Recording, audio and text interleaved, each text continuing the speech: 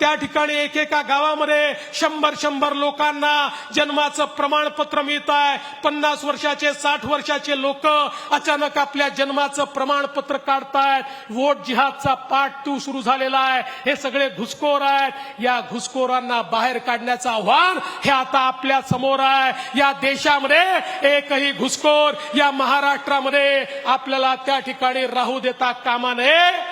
त्यामुळे या अराजकतावादी ताकदींच्या विरुद्धची आपली लढाई, ही लढाई अजून आपल्याला त्या ठिकाणी घट्ट करावी लागेल। याच अराजकतावादी ताकदींनी दुसरा प्रयत्न सुरू केलेला आहे।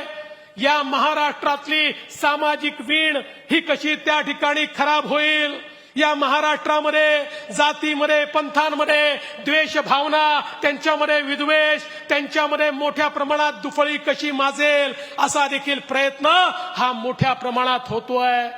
अनेक घटना होतात, गंभीर घटना होतात, त्याचे पडसाद उमटतात।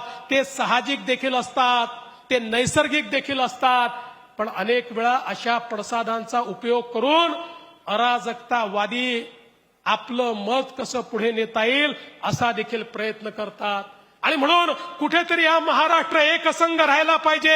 माननीय मोदीजींनी आपल्याला एक मंत्र दिला, जो या निवडणुकीचा गुरुमंत्र ठरला, एक है तो सेफ है। हे मोदीजींनी सांगितलं, हे आमच्या साधू संतांनी सांगितलं। या ठिकाणी हा मंत्र घेऊन आपण समाजात गेलो, संपूर्ण समाज एकसंघ झाला। या ठिकाणी एक भगवी लहर आपल्याला पाहायला मिळाली आणि त्याचा परिणाम आपण सगळ्यांनी बघितला।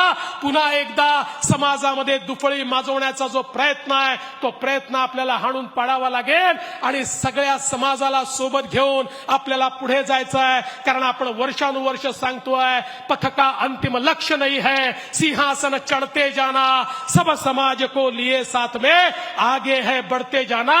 हा मंत्र घेऊन आपल्याला पुढे जायचं आहे।